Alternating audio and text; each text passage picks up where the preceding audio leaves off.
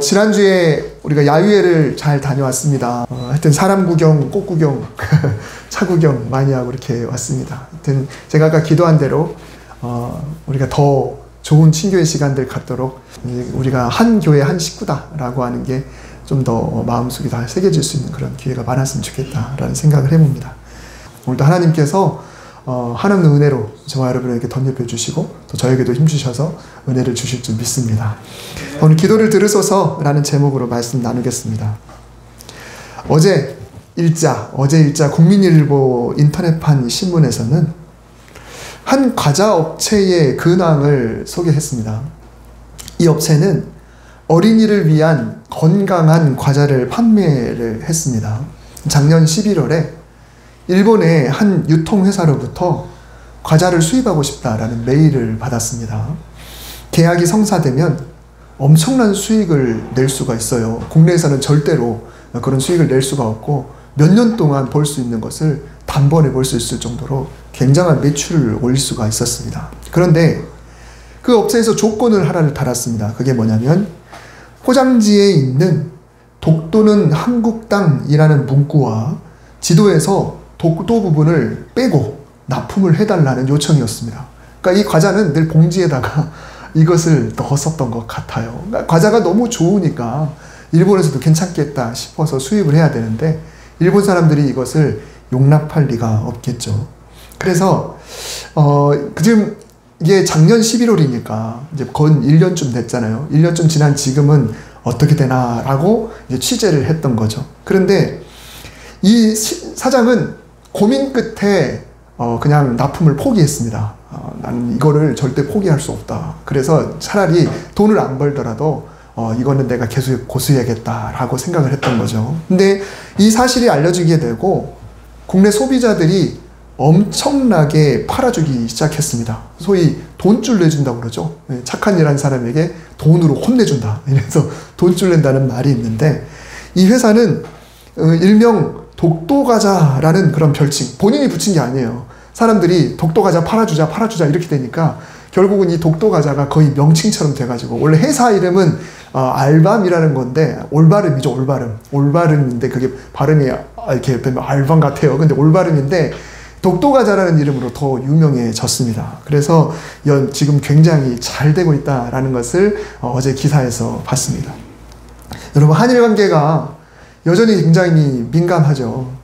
우리는 일본에 공식적으로 진실하게 반성하거나 사죄하지 않았다 이렇게 보고 있고 일본은 이미 했는데 도대체 얼마나 더 해야 되냐 이렇게 반응을 합니다. 근데 그 회개다 그리고 내가 내 잘못을 시인한다라고 하는 이 개념이 우리나라하고 일본의 개념이 굉장히 다르죠. 일본은 내가 뭔가를 잘못한다 혹은 무릎 꿇는다 공식적으로 사과한다라고 하는 것은 거의 할복이나 다름없는 그 정도의 그 가치관이기 때문에 나라가 공식적으로 사과한다라는 것은 그 나라가 할복하는 것과 똑같아요. 그러니 우리가 생각하는 그런 사죄하고 그들이 생각하는 사죄하고는 뭔가 이렇게 갭이 있을 수밖에 없게 되겠죠.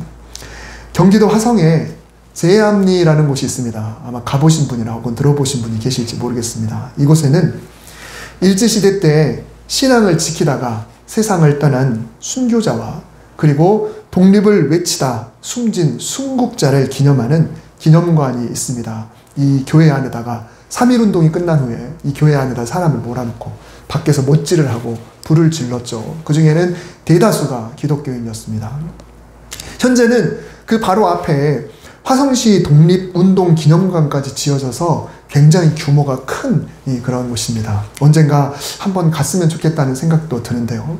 저희는 그곳에 간 지 아주 오래됐습니다. 그 당시에는 이렇게 큰 건물들이 별로 없었는데 당시 기념관에 건물이 작지만은 그래도 깨끗하게 지어진 건물이 하나가 있었습니다.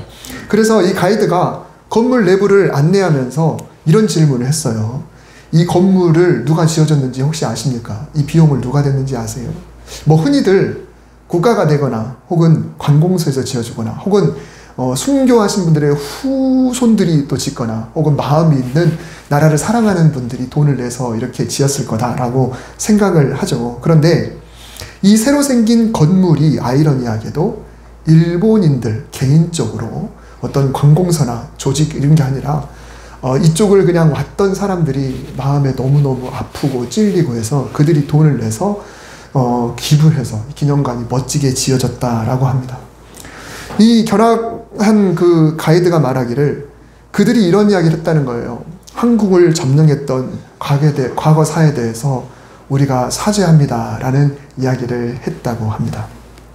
죄는 조상이 지었는데 사죄는 후손이 하고 있는 그런 모습이죠. 오늘 본문에서 느헤미야가 사실 그런 기도를 했습니다. 이스라엘 백성이 하나님의 징계로 인해서 바벨론으로 끌려가 사방으로 흩어졌죠. 그리고 이 사람들은 그곳에서 살아가면서 정착하고 있었는데 이 바벨론이 무너지고 바사, 이제 오늘 페르시아라고 하죠. 이 바사 제국이 세워지게 됐습니다. 하나님은 이 바사의 왕 고레스라고 하는 사람에게, 그 황제 왕에게 감동을 주셔서 이스라엘 백성 중에 혹시라도 예루살렘으로 돌아가서 성벽과 성전을 재건하기를 원하는 사람들은 전부 다 돌아가도 된다라고 하는 특별 명령을 내렸습니다. 제가 몇 달 전에 그 설교를 했었죠. 네. 근데 그냥 돌아가라고 하는 정도가 아니라 그냥 가서 완벽하게 회복하고 종교도 회복하고 그냥 이렇게 모든 것을 후원해 줄 테니까 호위군사도 보내줄 테니까 가서 이렇게 너네 재건을 해라 라는 이야기를 했죠. 이때 스룹바벨이라고 하는 사람을 총독으로 세워서 1차 귀환을 했고 그 다음에 에스라라고 하는 선지자가 리더가 돼서 2차로 귀환을 했습니다. 이 느헤미야는 3차 때 가는 사람이에요. 3차 때 이제 가서 리더가 되는 사람인데 오늘 본문은 2차가 끝나고 3차가 있기 전에 그 중간의 일입니다. 이때 이스라엘은 1차, 2차 귀환해서 나름대로 성전도 짓고 있었지만은 나라가 여전히 백성들이 혼란한 상태였어요. 먹고 살기 바빴고 그리고 신앙이 회복이 안 되고 그리고 먼저 그 땅에 정착해서 이주해서 살아가고 있던 사람들 그 사람들로부터 계속해서 견제가 왔기 때문에 그들은 경제도 혼란스럽고 먹고 살기도 힘들고 피폐한 그런 삶을 살고 있었습니다. 근데 느헤미야는 이 지금 현재 바사 왕의 아닥사스다라고 하는 그 왕의 술관원으로 있었습니다. 술관원이 뭘까요? 그냥 저기 어디 그냥 그 음식 만드는 곳에서 술 만드는 그런 정도가 아니라 왕의 옆에서 왕이시여 이 술은 어떤 술입니다. 이 음료는 무엇입니다. 이것은 비율이 어떻게 되고 이건 어떤 것이고 이것은 몸에 좋을 것입니다. 이걸 정확하게 판단하면서 왕에게 올리는 우리가 그 역사 드라마들을 많이 보셔서 아시겠지만 이 음식은 늘 뭐가 중요한가요? 독이 있나 없나가 중요하거든요. 그래서 우리나라에 기미상궁이 있잖아요. 제일 먼저 맛을 먼저 본다. 먼저 봐서 이 상궁이 먹고 괜찮으면 독이 없는 거고 먹고 죽으면 독이 있는 게 되는 거지 않습니까? 그런 것처럼 음식을 왕 옆에서 제공하는 사람은 굉장히 실력도 좋아야 될 뿐만 아니라 검증에 검증을 거치고 그리고 왕에게 신임을 받아야만 가능한 거예요. 그래야만 줄 수가 있죠. 대제국의 왕과 이방인 출신 느헤미야. 느헤미야는 혈통이 이 바사 사람이 아니지 않습니까? 먼 나라에서 온 사람이잖아요. 그런데 이 둘 사이가 과연 어느 정도 가까운 사이였을까요? 이 오늘 본문 바로 뒤에 2장 1절에서 3절에 보면은 어느 날 느헤미야가 왕에게 평소처럼 포도주를 바쳤습니다. 그런데 왕이 느헤미야 얼굴을 보니까 평소하고 다른 거예요. 너 왜 이렇게 얼굴에 근심이 있어? 이게 그 대제국의 왕이 한낱 술관원에게 네 왜 얼굴이 그래? 라는 말은 평소에도 그 사람을 자주 봤다는 이야기고 평소에도 왕이 관심을 가졌다는 거죠. 여러분 우리가 중국 옛날 영화만 봐도 그 밑에 있는 신하들이 고개 하나 들 수 있나요? 못 들지 않습니까? 그저 고개 숙이고 저 왕은 저 위에 있고 신하는 저 밑에 있고 그럴 수밖에 없음에도 불구하고 왕이 그 얼굴에 근심 어린 것을 발견했을 정도라고 한다면 굉장히 친근하고 가깝다라고 생각해 볼 수가 있습니다. 지금 느헤미야의 입장이 그래요. 지금 이방인이긴 하지만 그래도 굉장히 높은 위치에 있습니다. 물론 다니엘과 똑같진 않아요. 다니엘은 관리 중에서도 진짜 높은 관리잖아요. 영의정, 좌의정, 우의정처럼 그런 관리고 느헤미야는 그런 관리는 아니지만 그러나 일하는 사람들 중에서는 그래도 거의 탑에 올라가는 그런 정도겠죠. 이런 사람이라면 오늘날로 말하면 어떨까요?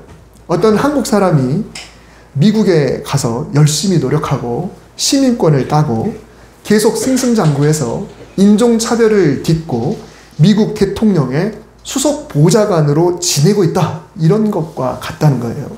그러면 한국에 좋지 못한 그런 상황들이 들려왔을 때 어떻게 할까요? 지금 느헤미야가 그런 소식을 들은 거예요. 그러면 지금 미국 보좌관으로 있는 사람이 근심은 하지만 내가 손발 벗고 정말 내가 돌아가서 우리나라를 되살려야겠다 이런 마음 먹기 결코 쉽지가 않습니다.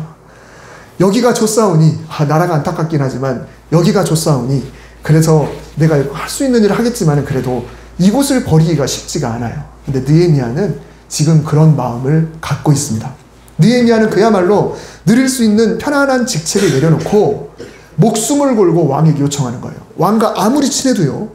지금 그 나라가 통치하고 있는 그 지역의 한 소수 민족이 완벽하게 일어나기 위해서 왕이시여 라고 요청한다는 것은 목숨을 걸고 하는 이야기하고 똑같습니다. 그 전에 고레스 왕이 이 아닥사스다 왕하고 똑같을 리는 없잖아요. 고레스 왕은 편안하게 보내줬어도 아닥사스다 왕은 어떻게 나올지 모르는 거 아니겠습니까?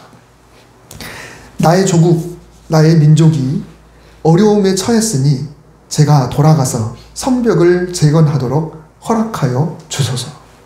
게다가 그 주변 도시들에게 왕의 조서를 보내서 성벽을 지을 재료도 제공하게 하고 우리가 갈 때 군대와 와병도 보내주소서라고 감히 지금 이방인 관리가 황제에게 왕에게 그런 이야기를 하고 있는 겁니다. 넓은 영토와 다양한 민족을 통치하는 나라는 특정 민족이 똘똘 뭉칠까봐 언제나 감시를 하게 됩니다. 2차 세계대전 때 독일의 정보력이 얼마나 대단했습니까? 어디서 또 일어날까봐, 어디서 독립운동가들이 일어날까봐 얼마나 그렇게 바라보고 있습니까? 일본도 그랬지 않습니까? 그런데 맹랑하게도 지금 느헤미야가 왕에게 그런 요구를 하고 있는 거예요. 자, 그런데도 신기하게 왕이 그것을 허락합니다. 그리고 심지어는 그거 하면 얼마나 걸릴 것 같아? 네가 그거 다 하고 나면 돌아와. 얼마나 걸릴 것 같니? 이렇게 하면서 왕이 그 느헤미야하고 기간까지도 정해요. 여러분 이게 굉장히 대단한 일이죠. 어떻게 이런 일이 일어날 수 있었을까요? 그러니까 단순히 왕과의 친분 때문이었을까요? 물론 그것도 하나의 이유가 될 수는 있겠지만 아무리 가깝다고 해도 그렇게 서로 그렇게 얘기할 사이는 아니죠. 왜냐하면 느헤미야가 왕에게 그런 이야기를 했을 때 왕이 너 왜 얼굴에 그렇게 근심이 꼈어? 라고 했을 때 느헤미야가 보였던 반응이 있어요. 왕이 지금 큰일 났다. 왕에게 근심거리를 내가 줬다. 너 왜 이렇게 근심해? 라는 말은 우리가 그런 이야기 하잖아. 심력 끼쳐들어서 죄송합니다. 전하 심력 끼쳐드려서 죄송합니다. 그런 이야기 하듯이 지금 한 나라의 왕은 이 제국의 왕은 마음이 편안해야 돼요. 근데 옆에 있는 신하들이 볼 때 감히 술 관한 주제에 감히 왕이 근심하는 걸 알아보도록 그렇게 심려를 끼쳐드려? 라고 하면서 이 사람 죽을 수도 있는 그런 상황이거든요. 그럼에도 불구하고 느헤미야가 이렇게 이야기를 하고 왕이 그 이야기를 들어줬다. 도대체 어떻게 이런 일이 이루어졌을까요? 느헤미야가 처음에 이 본국으로부터 오는 소식을 들었을 때 앉아서 울고 그리고 수일 동안 슬퍼하며 하늘의 하나님 앞에 금식하며 기도했습니다. 여러분 어떤 문제가 있을 때 울고 슬퍼하는 일은 누구라도 할 수 있습니다. 하나님을 믿지 않는 사람도 울고 슬퍼할 수 있어요. 우리도 물론 울고 슬퍼합니다. 그러나 성도가 아닌 사람과 다른 점은 뭐냐면 기도로까지 나아가야 된다는 거예요. 우리도 문제가 있으면 울어요. 당연히 울죠. 당연히 슬퍼합니다. 그러나 우리가 하나님을 믿는 사람이라고 한다면 그냥 울고 그냥 슬퍼하는 걸로 끝나는 것이 아니라 반드시 그것을 기도로까지 끌고 나가야 합니다. 그냥 혼자 우는 것이 아니라 하나님 앞에 눈물을 흘리고 하나님 앞에 기도하고 하나님 앞에 토로하는 그런 모습이 있어야 되죠. 근데 느헤미야도 그랬어요. 기도의 모양새가 그랬습니다. 자, 그러면 느헤미야의 기도의 내용은 어땠을까요? 우리 이스라엘 자손이 주께 범죄한 죄들을 자복합니다. 주께서는 귀를 기울이시며 눈을 여셔서 종의 기도를 들어주시옵소서. 내 집 그리고 내 아버지의 집이 범죄해서 주를 향하여 크게 악을 행했고 주께서 주의 종 모세에게 명령하신 계명과 율례와 규례를 지키지 않았습니다. 여러분, 회개가 뭔가요?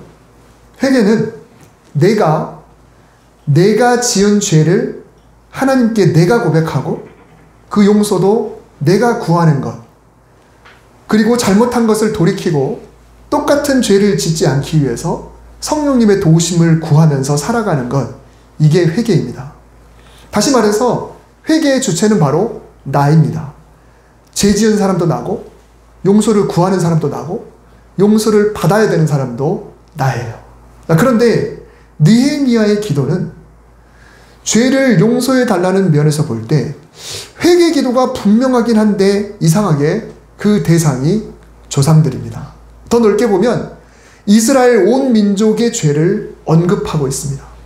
나와 내 아버지의 집이 범죄하여. 그렇다고 자기 집안만 이야기하자는 게 아니라 자기들의 모든 선조들 이스라엘의 죄를 놓고 지금 기도하고 있습니다. 느헤미야는 지금 멀리 떨어져 있는 고향 땅의 아픔을 봐요. 그리고 이 모든 것이 하나님을 등진 조상들의 잘못이다라는 것을 압니다. 그런데 어때요? 회개할 당사자들은 이미 세상을 떠나고 없습니다. 벌써 몇십 년 전에 혹은 몇백 년 전에 몇백 년 전부터 지금까지 그 죄를 짓고 세상을 떠난 사람들이 수두룩합니다. 근데 느헤미야는 그들을 위해서 그들의 죄를 대신 회개하는 그런 기도를 드리고 있어요. 여러분, 오해하지 말고 들으세요. 저는 기독교인입니다. 기독교의 정통 신학을 고수하는 사람이에요. 이걸 놓고 어떤 죽은 자를 위해서 기도했을 때 그 사람의 죄가 용서되는 그런 이야기를 하자는 게 절대 아닙니다. 우리가 잘 아는 부흥이라는 찬양은요, 많은 교회의 사랑을 받았던 곡입니다. 예수 전도단에서 1997년 8집에서 나온 타이틀곡입니다. 이 땅의 황무함을 보소서 하늘의 하나님 긍휼을 베푸시는 주여 우리의 죄악 용서하소서 이 땅 고쳐주소서.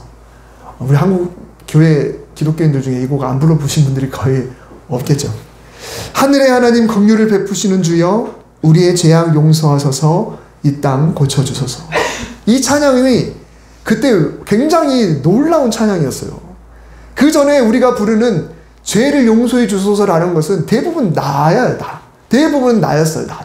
그런데 이 곡이 나오면서 여기에 대해서도 뭔가 좀 논쟁이 있긴 했습니다. 과연 이게 타당한 것인가? 우리의 죄악 용서하소서 이 땅 고쳐주소서라는 게 과연 타당한 것인가? 과연 이것이 회개인가? 라는 그런 이야기들이 있었죠. 이미 과거의 사람들이 지은 죄인데, 또는 내가 아니라 남이 지은 죄인데, 그 당사자가 지은 죄를 위해서 왜 내가 회개 기도를 해야 되는가? 회개라면 당연히 분명히 내가 해야 되는데, 여러분, 그러면 느헤미야의 기도는 쓸데없는 것이 될까요? 성경 속에 들어있는 이 느헤미야의 기도는 쓸데없는 게 될까요? 성경에는요, 남의 죄를 위해 기도하는 사람들이 등장합니다. 아브라함이 그랬어요. 그리고 모세도 그랬고요. 여호수아도 그랬습니다. 예레미야도 그랬고요. 호세아도 그렇습니다. 성경의 많은 위인들이 자기하고 상관없는 사람들의 죄를 놓고 기도하는 그런 길들이 굉장히 많이 나오죠. 그리고 예수님께서도 고통 중에서 이렇게 말씀하셨죠.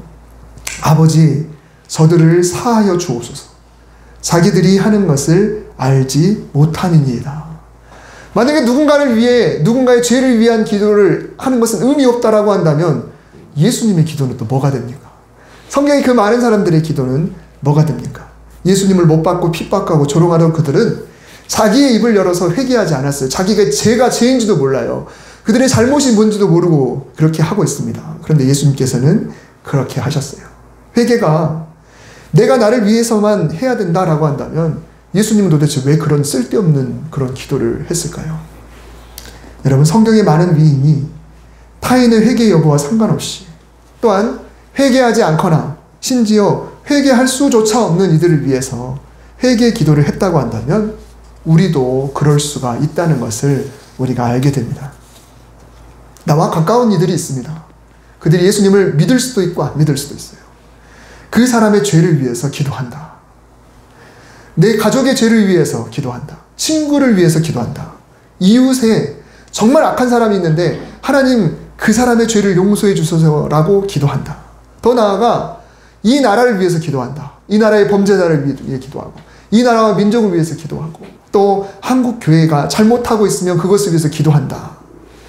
누군가의 잘못이 안타까울 때, 가족의 잘못이 안타까울 때, TV에서 범죄자의 소식을 들을 때, 이 나라의 혼란함이 걱정될 때 우리는 뭘 해야 될까요? 우리는 기도할 수 있습니다. 때로는 성경이 상식적으로 이해가 안 될 수도 있어요. 어떻게 그런 기도를 할 수가 있을까? 그 기도가 도대체 무슨 의미가 있는가? 그러나 느헤미야가 그랬던 것처럼, 성경이 위인들이 그랬던 것처럼, 그리고 예수님께서 하셨던 것처럼 우리 하나님께 기도해 보는 것입니다. 물론 회개는 당사자 본인이 해야 용서받는 건 사실입니다. 그러나 우리가 그렇게 기도했을 때 놀라운 일이 일어난다는 것을 우리가 반드시 기억해야 합니다. 느헤미야가 기도했는데요, 하나님께서 들으셨어요. 하나님께서 들으시기 때문에 우리는 기도할 수 있습니다. 느헤미야가 그렇게 기도하고, 하나님, 나와 내 집의 조상들이, 우리 선조들이 잘못한 것을 주님 용서하시옵소서, 이렇게 기도하고, 또 덧붙여서 뭐라고 했냐면, 오늘 종이 형통하여 이 사람들 앞에서 은혜를 입게 하옵소서. 풀어보자면 이렇습니다. 이제 느헤미야는 앞으로 왕위가 가게 될 거예요. 그리고 말도 안 되는 부탁을 지금 하려고 합니다. 근데 제가 가면 분명히 죽을 겁니다. 내가 그냥 그 이야기 했다가는 죽을 거예요. 그렇지만 하나님께서 형통하게 하시면, 그래서 나를 보고 있는 그 왕과 옆에서 서슬퍼렇게 쳐다보고 있는 군인들과 다른 신하들이 하나님이 그들의 마음을 움직여 주시면, 그래서 그들에게 은혜를 입게 해주시면 제가 우리나라의 회복을 위해서 말할 수 있고, 또 그런 놀라운 일이 일어날 수 있을 것입니다 라고 여겼던 거예요. 그래서 하나님께 간절하게 기도했던 것이죠. 여러분, 느헤미야가 민족을 대신하여 회개하고 하나님께 은혜를 구할 때 하나님은 무슨 일을 하셨냐면 갑자기 왕의 마음을 만져주신 겁니다. 만약에 느헤미야가 기도하지 않았다면 내 이놈하고 내가 너를 이뻐한다고 지금은 내 머리끝까지 오르려고 한다, 여봐라 하고 바로 죽였을 거예요. 그러나 느헤미야는 하나님께 그걸 구하는 거예요. 내가 내 민족을 위해서, 그들의 잘못을 위해서 기도했을 때 하나님이 어떻게 일하시는지를 느헤미야가 하나님께 기도하고 있습니다. 믿으면서 기도하는 거예요. 그래서 왕이 긍정적인 반응을 보일 때 느헤미야가 이런 이야기를 하죠. 내 하나님의 선한 손이 나를 도우심으로 왕이 허락하고, 지금 이 이야기를 하는 거예요. 하나님의 선한 손이 나를 도와주셨기 때문에 왕이 허락하신 거다. 하나님의 선한 손이 나를 도와주셨기 때문에 그 사람의 마음이 움직였다. 하나님의 선하신 손이 나를 도와주시기 때문에 생각지도 못했던 길이 열렸다는 거예요. 생각지도 못한 사람을 만났다는 거예요. 그 사람의 마음이 정말 그럴 사람이 아닌데 마음이 열렸다라는 것입니다. 나는 그저 누군가를 위해서 기도했을 뿐인데 하나님은 다른 사람의 마음을 움직여서라도 내가 품는 다른 소망까지도 들어주시더라. 이것이 바로 오늘 본문의 놀라운 메시지입니다. 결국 느헤미야는요, 3차 포로 귀환의 리더가 돼서 돌아가게 돼요. 그리고 성벽을 재건하고 이스라엘은 평화를 맞이하게 됩니다. 여러분, 우리 주변에 우리가 마음을 주고 있는 사람이 있어요. 정말 너무 안타까운 분들이 있습니다. 가까운 가족일 수도 있고 이웃일 수도 있고 누구라든지 아무튼 있습니다. 그런데 그들이 예수님을 믿을 수도 있고 안 믿을 수도 있어요. 때로는 믿고 있지만 정신 못 차리고 계시는 분일 수도 있습니다. 참 안타깝죠. 그분이 회개해야 될 텐데, 그분이 회개해서 용서받아야 될 텐데, 그분이 돌이켜야 될 텐데. 그러나 우리는 그 사람이 회개할 때까지 막연하게 기다리기보다는 내가 먼저 기도를 하는 거예요. 하나님, 그분을 불쌍히 여겨주세요. 하나님, 그 사람의 죄를 용서해 주세요. 자, 그러면 어떻게 될까요? 그 순간 하나님이 그 사람의 죄를 용서해 줄까요? 그렇진 않습니다. 하나님 어떻게 일하시냐면 그 사람이 회개할 수 있을 만한 어떤 계기를 마련해 주세요. 주변에 어떤 사람을 통해서 내가 이렇게 살아서는 안 되는구나 라고, 내가 하나님 앞에 나아가야겠구나 라고 결단할 수 있을 그런 계기를 하나님이 만들어 주시는 겁니다. 그런 일들을 만들어주세요. 내가 어떤 뜻을 품어서 하나님 앞에 그 사람을 위해서 기도할 때 그 일이 이루어지도록 하나님이 은총을 베푸시고 하나님의 선한 손이 도우시사 그 사람들의 마음을 움직여서 그런 놀라운 일들이 일어나도록 해주시는 것입니다. 그래서 우리는 누군가를 위해서 기도해야 된다라는 거예요. 내 가까운 사람을 위해서. 그리고 이 나라와 민족을 위해서 기도해야 돼요. 또 일본을 위해서도 기도하는 겁니다. 예전에 제가 몇 번 말씀드렸잖아요. 예전에 우리 어렸을 때는 장로님들이 소련 땅이 열리게 해주시고 라는 기도를 입에 달고 기도했었어요. 소련이 곧바로 자기들 스스로 이렇게 했나요? 아니죠. 여러 가지 환경 요건들 등에 스스로 그냥 소비에트 연방을 해체하고 그리고 그냥 개방하고 이제 종교의 자유를 주는 그런 나라로 어떻게 변환되는지 우리는 몰라요. 그러나 우리가 기도한 것들이 하나님을 움직였다라는 것을 우리가 알게 됩니다. 여러분, 우리가 나라의 죄악과 기독교인의 잘못에 대해서 용서를 구할 때 하나님은 우리의 기도를 들으시고 우리가 있는 곳에서 또 하나님이 누군가에게 은혜를 입게 해주시는 놀라운 일들이 일어나게 될 것이고 또 기독교인들이 깨닫게 되고 또 회개하게 되고 또 믿지 않는 이들이 주님께 돌아오는 그런 놀라운 일들이 일어날 것입니다. 우리가 하나님의 일을 뭔가 거창하게 내가 뭐 거액을 들여서 내가 어떤 높은 위치에 올라서 크게 하는 것, 물론 그것도 중요하겠지만 보다 중요한 것은 내가 오늘 나라를 위해서 기도하면 그 일이 하나님의 나라가 이 땅에 임하는 놀라운 일들이 되는 겁니다. 내가 있는 곳에서 내 주변에 있는 죄인들을 위해서, 믿지 않는 이들을 위해서, 연약한 이들을 위해서 기도하면 그것이 하나님의 위대하신 일을 하는 그 일선 전방이 되는 것입니다. 그러므로 늘 누군가를 품고 기도하십시오. 주여 기도를 들으소서. 주여 그 죄를 용서하옵소서. 주님 그들의 잘못을 용서하옵소서. 하나님 그들을 불쌍히 여기시옵소서.